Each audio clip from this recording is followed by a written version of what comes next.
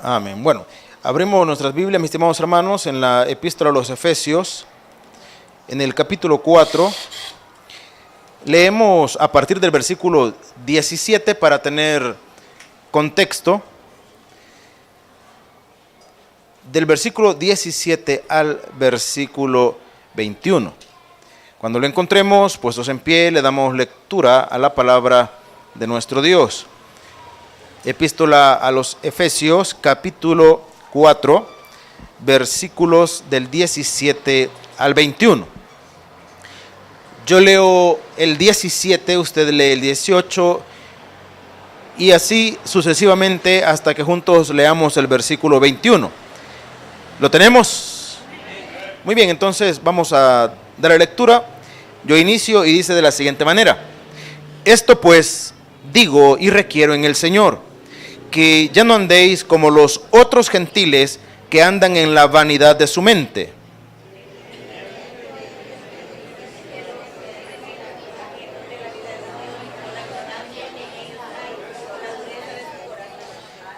los cuales después que perdieron toda sensibilidad, se entregaron con lascivia para cometer con avidez toda clase de impurezas.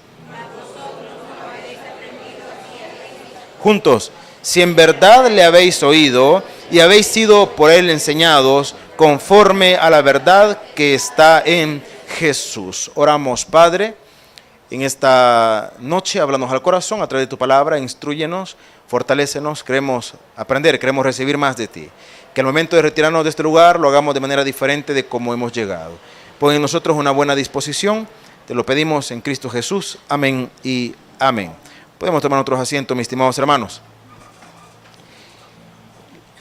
Recuerde que el apóstol Pablo está haciendo una comparación entre nuestra pasada manera de vivir y nuestra manera de vivir ya cuando hemos conocido a Jesucristo como Señor y Salvador de nuestra vida. Y tenemos que tomar en cuenta que cuando una persona tiene un encuentro, o mejor dicho, cuando una persona reconoce a Jesús como el Señor y Salvador de su vida, hermano, no puede continuar viviendo de la misma manera. Y no es porque sea un aspecto obligatorio, no es porque la iglesia o los hermanos anden fiscalizando la vida de los demás, sino porque cuando la presencia de Dios, hermano, habita en nosotros, es Él el que obra en nosotros el cambio. Siempre hemos dicho y vamos a seguir insistiendo, la gente no cambia a la gente. Lo que en algún momento ocurre es que podemos modificar el comportamiento, más no cambiarlo. El único que es capaz de generar un cambio radical en la vida del individuo es el Espíritu Santo de Dios. Nadie más, nadie más. Y para poder tener ese cambio, o para que exista ese cambio, usted tiene que haber tenido un encuentro personal con Él. No se trata de venir a la iglesia, porque venir a la iglesia no cambia a nadie tampoco. Usted puede pasar aquí 10 años, hermano, y eso no significa que usted va a cambiar si no ha tenido un encuentro personal con Jesús. Usted puede estar en una iglesia 20 años, hermano, y si usted no tiene un encuentro con Jesucristo, su vida va a continuar siendo igual. Nuestro pastor Junior lo dice de la siguiente manera, y me gusta mucho cómo lo ilustra porque creo que tiene toda la razón. Usted puede pasar en un parqueo 20 años y no se va a convertir en carro. De igual manera, usted puede pasar en una iglesia 20 años y eso no significa que usted sea cristiano. Porque para ser cristiano no necesariamente tiene que venir a una iglesia cristiana. Usted viene a una iglesia cristiana y no tiene a Cristo, usted puede ser un religioso, un iglesiero, nada más. Pero para ser cristiano hay que tener un encuentro personal con Jesucristo. Y la evidencia, hermano, de que hemos tenido un encuentro personal con Jesucristo es el cambio que Él opera en nosotros. Entonces, por eso el apóstol dice, y vamos tocando rápidamente los versículos que ya estudiamos: Esto pues digo y requiero en el Señor, que ya no andéis como los otros gentiles que andan en la vanidad de su mente. En otras palabras, que andan envanecidos, ciegos, ¿verdad? Estamos hablando sin el conocimiento de Dios. Y sigue diciendo, teniendo el entendimiento entenebrecido, y aquí nos reafirma, ajenos de la vida de Dios. Ahora, ¿por qué están ajenos de la vida de Dios? Por la ignorancia que en ellos hay, por la dureza de su. Ahora, no es que Dios sea selectivo, aunque hay una tendencia, hay una doctrina, que ya hemos hablado de ella en algún momento, que se llama la predestinación, y en un estudio un poquito más profundo se le llama la doctrina del calvinismo, porque se supone que un señor llamado Juan Calvino fue uno de los teólogos que promovió bastante la enseñanza de que, y ahora hay versículos bíblicos que parecen indicar que eso fuera así, la enseñanza de que a quienes Dios hizo nacer para ser salvos, y hay otros a quienes Dios hizo nacer para ser condenados. A eso se le llama, en breves palabras, la predestinación, cosa que algunos no concebimos. En lo personal no estoy de acuerdo con la enseñanza, hay algunos otros que sí lo están, y cada quien tiene derecho de apoyarla o no. Ahora, en lo personal no mucho. Yo estoy de acuerdo con lo que enseña la palabra también, en donde dice que Dios no quiere que nadie se pierda, sino que todos procedan al arrepentimiento. Y que Jesucristo vino al mundo para que todo aquel que en Él cree no se pierda, mas tenga vida eterna. Entonces, a mí me gusta más esa parte de la gracia maravillosa de Dios, hermano, que la enseñanza de la predestinación. Sin embargo, cuando dice por la ignorancia que en ellos hay, repito, no es que Dios sea selectivo, no es que Dios dijo, esto ni modo, estos ya no van a ser salvos, entonces van a vivir ignorantes siempre. Van a vivir ignorantes del conocimiento o de la relación con Dios. Hermano, no se refiere a eso. Entonces, ¿cómo podemos entender cuando dice de la ignorancia que en ellos hay? Porque la última parte es la que nos da la clave, por la dureza de sus corazones. Hermano, Dios en ningún momento resulta desagradable para nadie. La presencia de Dios, el concepto de Dios no es desagradable para nadie. El problema es que muchas personas simple y sencillamente hacen a un lado y quieren ignorar a Dios simple y sencillamente por continuar con un estilo de vida que a ellos les parece agradable. El Evangelio de Juan dice, hermanos, que muchos no vienen a Cristo simplemente porque sus obras son malas. Entonces no quieren que sus obras sean descubiertas y simplemente por eso no vienen a Jesús. No porque les sea desagradable. Dios no es desagradable para nadie, hermano. Para nadie. Y aún los que se declaran en algún momento ser ateos, en algún momento, hermano, claman a Dios. Se cita de un famoso ateo, si no me equivoco su apellido es Voltaire, que postuló diversas teorías acerca de la no existencia de Dios. Y según cuenta una historia, que en una oportunidad se encontró atrapado en una tormenta, pero de esas tormentas, hermano, que trae sapos, culebras y todo lo que usted quiera. Y que el hombre en la desesperación, él estaba en su vehículo, el hombre en la desesperación al ver lo fuerte de la tormenta, lo peligroso de la situación, y al verse allí, algunos afirman, no sé dónde sacaron ellos la fuente, pero algunos afirman que ese hombre oró a Dios. Oró a Dios. Y es que, hermano, en las situaciones difíciles no hay ateos. No hay ateos. Un buen amigo y hermano en Cristo y consiervo, ahora él es pastor, él es maestro de profesión. Y me gusta porque él es de esas personas muy autodidactas, que le gusta leer mucho, leer de todo y sabe de muchas cosas. Hace años lo tuvimos por acá como invitado. Y él dice que él era ateo. Ahora es pastor. Me dice, yo era ateo. ¿Hasta cuándo o hasta qué momento le duró el ateísmo? Cuando le vinieron a su vida dos situaciones. Uno, un cáncer, y número dos, un hijo en drogas. Hermano, con una enfermedad de ese calibre y con un hijo en drogas, a cualquiera se le va el ateísmo, hermano. A cualquiera se le va el ateísmo. Y fue en esas circunstancias que él decidió, bueno, no tuvo alternativa, tuvo que confiar en Dios para poder salir adelante de su enfermedad y poder sacar a su hijo de la drogadicción. Y gracias a Dios porque así fue. Venció el cáncer, ahí está el hombre predicando. Su hijo se graduó del seminario también. Salió de las drogas. Entonces cuando la Escritura dice por la ignorancia que en ellos hay, no es porque a Dios le plació que ellos fueran desconocedores de Él, sino que la dureza que hay en sus corazones muchas veces no les permite acercarse a Dios porque tienen conceptos errados de Dios.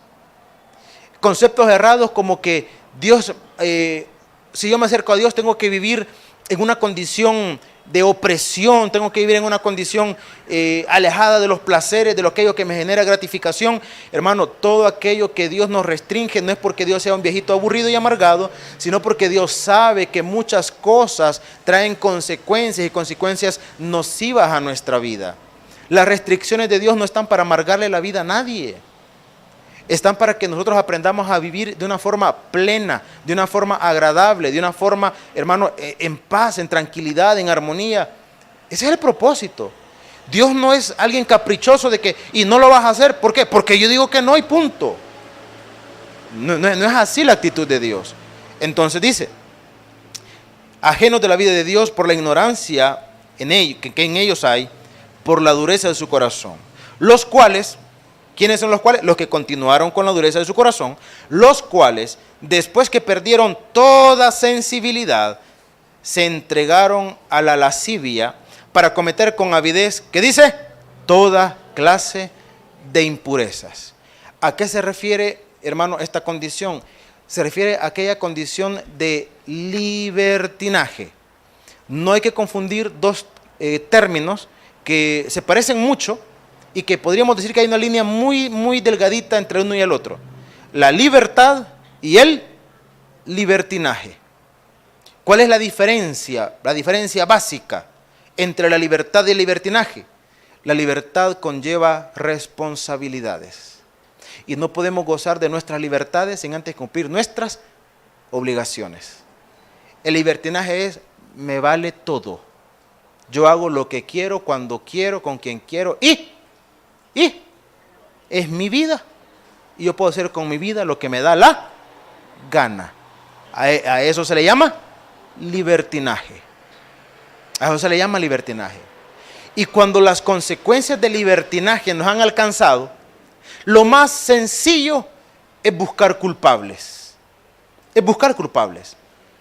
Cuando las consecuencias del libertinaje me alcanzan, hay que buscar a quién señalar. Porque yo no soy responsable de esta situación, sino que fulano, mengano, ¿verdad? Ese es el culpable, por él, por ella.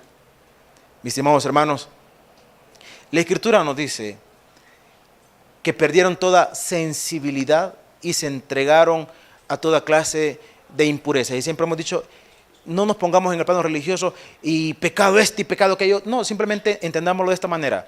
Todo aquello que ofende a Dios termina haciéndome daño a mí. O dile vuelta, todo lo que me hace daño a mí termina ofendiendo ¿a quién? A Dios. Y póngalo usted en el plano que quiera. La situación más práctica de entenderlo es así. Es así. Es así. Todo lo que me hace daño o todo lo que ofende a Dios, hermano, me termina haciendo daño a mí. Ponga lo que quiera. Ponga lo que quiera. Porque muchas veces nosotros socialmente queremos mitigar unas cosas, hermano, y queremos opacar unas cosas y queremos exaltar otras. En el plano social,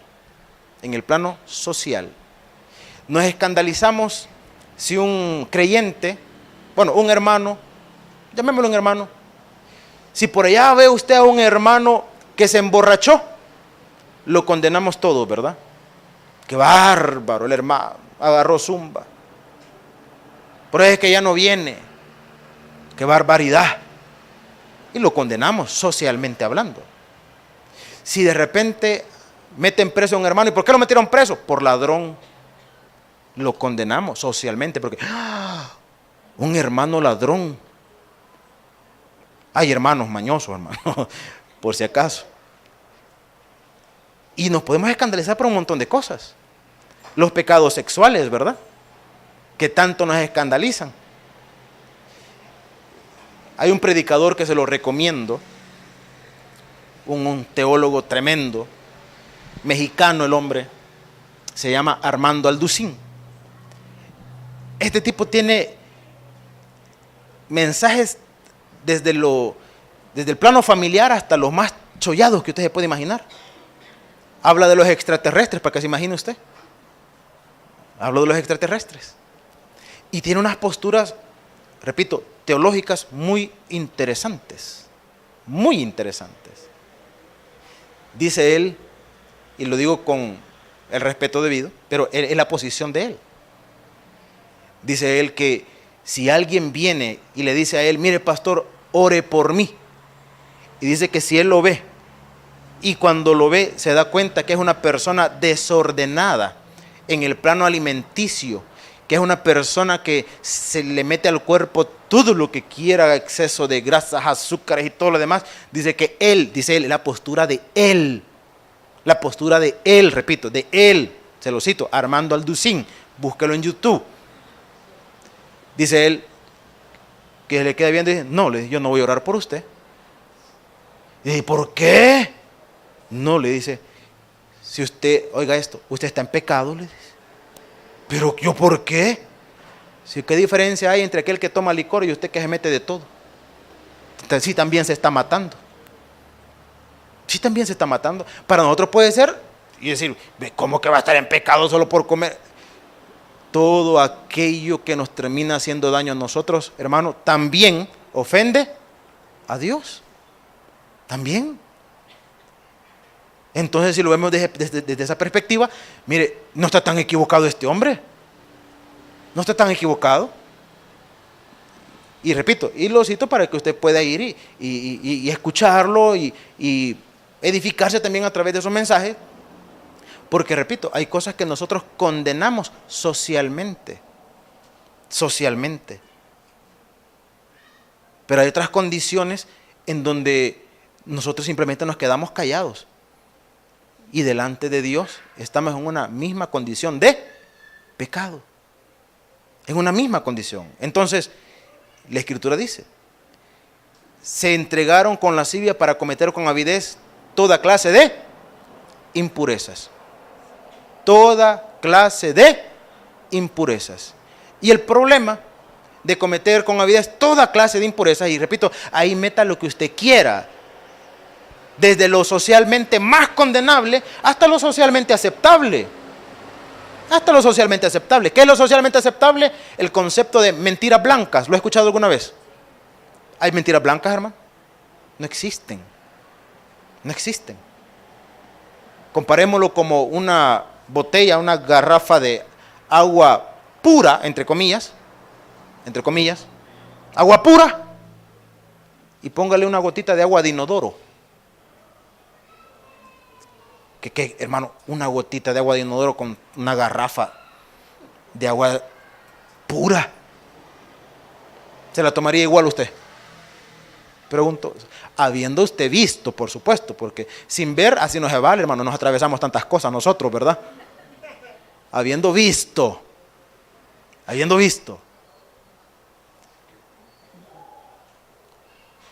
que alguien de su casa haya agarrado el goterito y fue al baño, y usted estaba atrás echándose el rollo, güey, por travieso, una gotita. Vamos a hacer el fresco.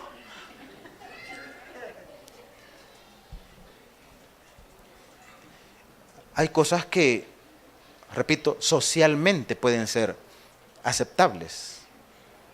Socialmente.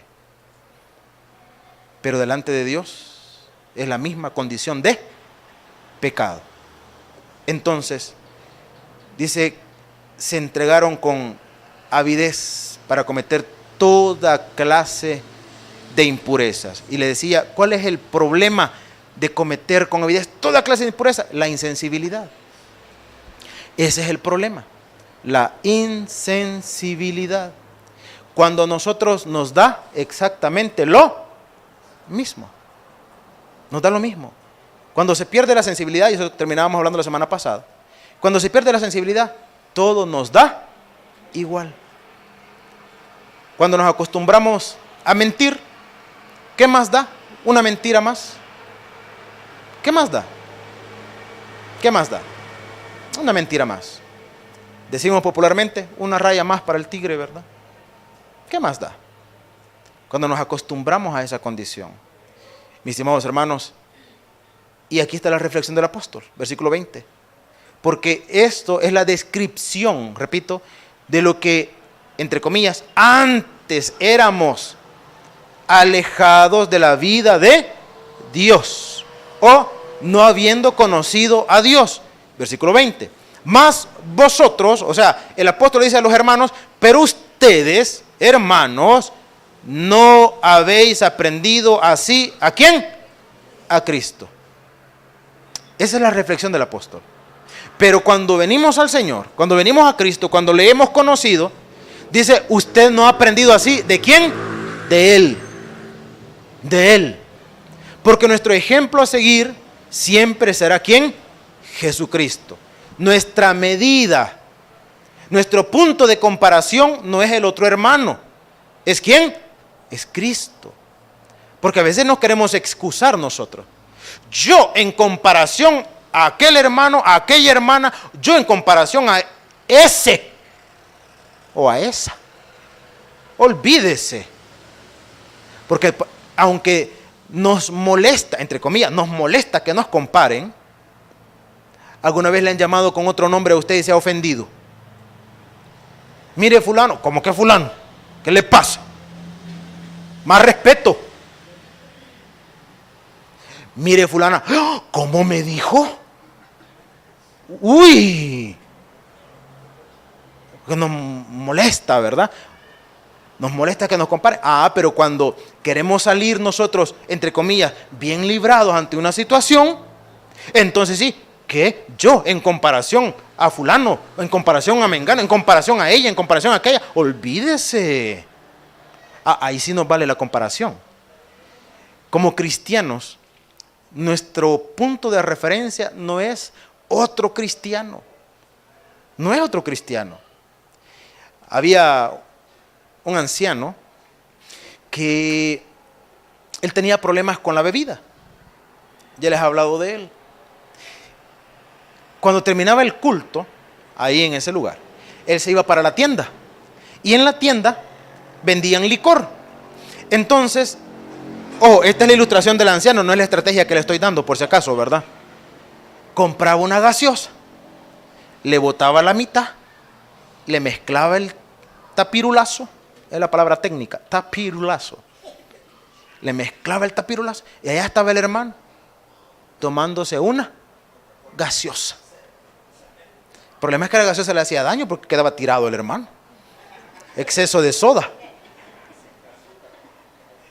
Y cuando confrontaron al hermano, cuando lo confrontaron, le dijeron, mire hermano, pero ¿y qué le pasa? Mire, si esto y esto otro y no sé qué y no sé cuánto.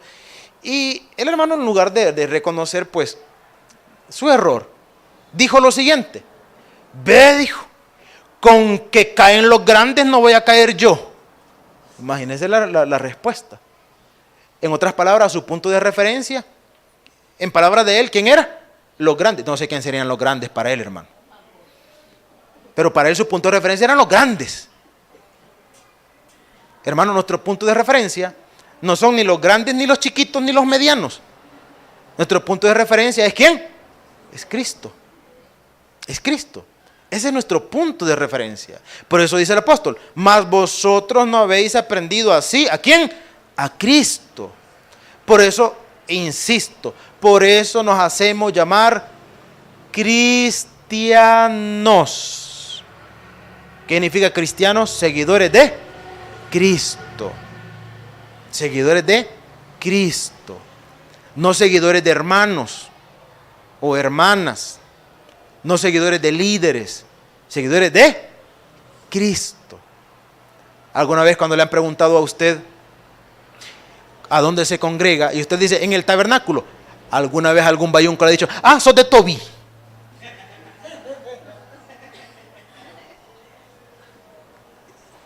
Cuando le digan así, usted dígale, soy de Cristo.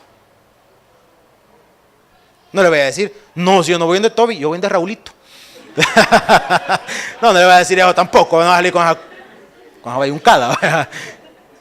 Usted dígale, yo soy de Cristo.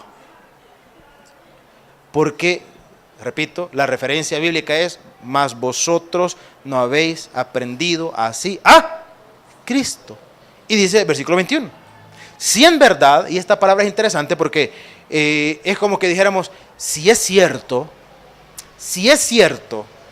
y si nosotros quisiéramos cuestionar eso, si es cierto que usted ha tenido un encuentro personal con Jesucristo, y lo podemos cuestionar, mas sin embargo no podemos nosotros dar una respuesta, o esa respuesta la sabe usted, esa respuesta la conoce usted.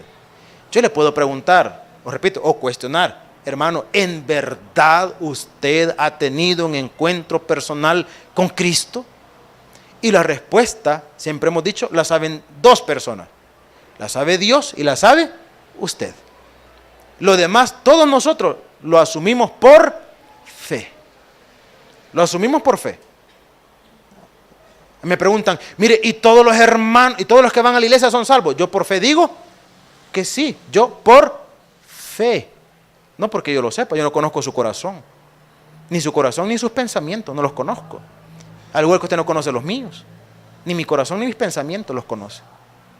Pero quien puede dar fe de que realmente mi encuentro con Él ha sido genuino, ha sido auténtico, es usted mismo por la seguridad que usted tiene en Jesucristo, hermano, y el Padre que da testimonio de que usted es su hijo. De que usted es su hijo. Cuando estábamos en el seminario, antes de entrar a la clase, siempre nos sentábamos un grupo de compañeros, tomábamos un cafecito y mientras entrábamos a clase, y de repente, para liberar un poco el estrés, estábamos molestando, bromeando, y recuerdo que estábamos molestando a un compañero, en palabras técnicas, agarrándolo de pato. Estábamos molestando. Entonces, y de repente, él dice, recuerdo qué le estábamos diciendo, recuerdo esta parte que es la que le quiero ilustrar. Porque él dice, ¿qué? Dice, a pesar de todo lo que ustedes digan y nos molesten y no sé qué, yo soy hijo de Dios, dijo él. Y sale otro campeón y le dice, eso decís vos, le dijo, ¿qué dirá Dios? Ahora estábamos molestando, pero vale la pena la reflexión. ¿Cuántos hijos de Dios habemos aquí, hermano? Eso dice usted. ¿Y Dios en el cielo dice? Sí. He allí mi hijo, he allí mi hija. Y además de alguno de decir, anda a la alcaldía, preguntarle a don Neto quién es tu papá. Porque mío no sos. Mis estimados hermanos, dice, si en verdad le habéis, mire qué interesante, si en verdad le habéis, como dice, oído y habéis sido por él, ¿qué dice? Enseñados, ¿conforme a qué? A la verdad que está en Jesús. Si la habéis oído y habéis sido por él, ¿qué? Enseñados. Si usted le ha escuchado, y estamos hablando del mensaje, lógicamente no podemos decir, sí, yo escuché la voz de Jesucristo. Hermano, ninguno de nosotros ha escuchado la voz de Jesucristo. Ninguno.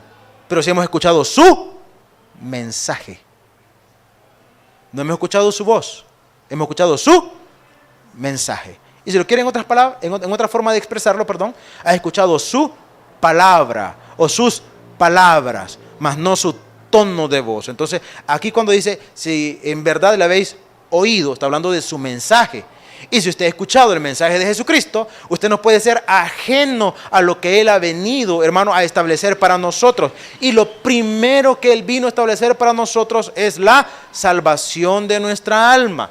En otras palabras, si usted le ha oído y si usted ha sido por Él enseñado, es porque usted está constituido como un justo delante de Dios. En otras palabras, Él lo ha perdonado, Él lo ha salvado. Porque usted no puede oírlo, hermano, sin atender a su enseñanza. Usted no puede haber sido enseñado, valga la redundancia, hermano, si no lo ha conocido. Andamos evangelizando en una oportunidad y me acerco a un muchacho y le digo, quiero hablarte acerca de Jesucristo. Y el muchacho me dijo, yo conozco la Biblia, me dijo. ¿Ah, sí? Le digo, sí, me dijo. ¿y te congregás? Le pregunté. Me dijo, no. Entonces, ¿cómo es que conoces la Biblia? ¿Y sabe qué me dijo? En la universidad me la han enseñado, me dijo. Llevé una clase y me la enseñaron. Y me pareció interesante lo que me decía. Y le dije, entonces la has leído. Sí, me dijo, la he leído. ¿Y conoces el mensaje de Jesucristo para tu vida? Y ahí la gran diferencia. Había leído, mas no había oído el mensaje de Jesucristo. Porque no era salvo, hermano. Porque no era salvo. La vez pasada les comentaba de otro caso, que no sé si, bueno, mejor se los cuento primero y después le expreso la situación. Era un muchacho que yo lo había conocido allá en Santa Rosa de Lima, siendo él un niño. Y pues, bueno, hasta el día de hoy yo le tengo mucho aprecio, yo creo que él de la misma manera. Y un día me escribe y me dice, mire, me dice, quiero que me explique el contenido de cada uno de los libros de la Biblia. Entonces me pareció interesante la petición. Quiero que me explique el contenido de cada uno de los libros de la Biblia. Entonces, y como me pareció interesante, inmediatamente le comencé a responder lo más breve que me fuese posible.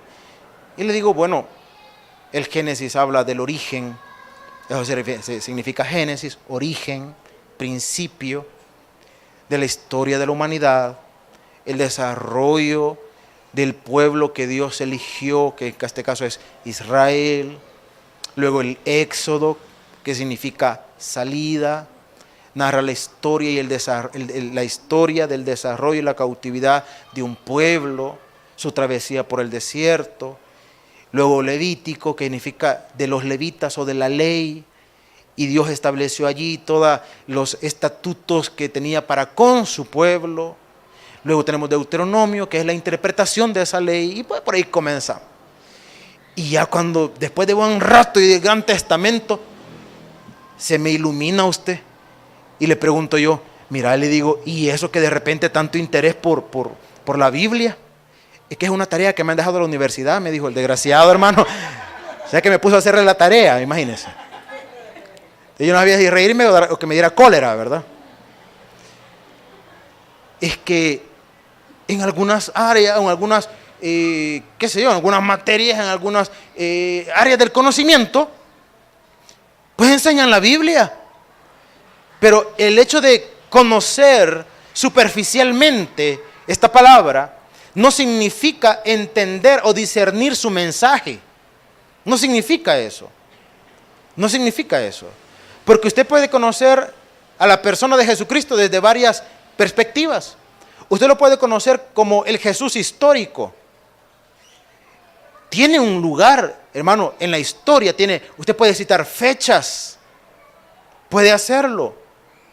Usted puede conocer y estudiar lo que giraba alrededor de la persona de Jesús en aquella época. Puede hacerlo. Un Jesús histórico. Puede conocer a un Jesús religioso o el Jesús de la religión. ¿Cómo puede conocer al Jesús de la religión? Fácil, vea una película de las muchas que hay acerca de Jesucristo. ¿Y a quién le van a enseñar? Al Jesús de la religión. ¿Por qué el Jesús de la religión? Porque dicen, yo no la he visto, solo he visto fragmentos. Dicen que solo hay una película donde plantean a un Jesús diferente. A un Jesús que ríe. A un Jesús que juega, que bromea con los discípulos. Dicen que solo hay una. Repito, yo he visto fragmentos, pequeños nada más. No he visto la película.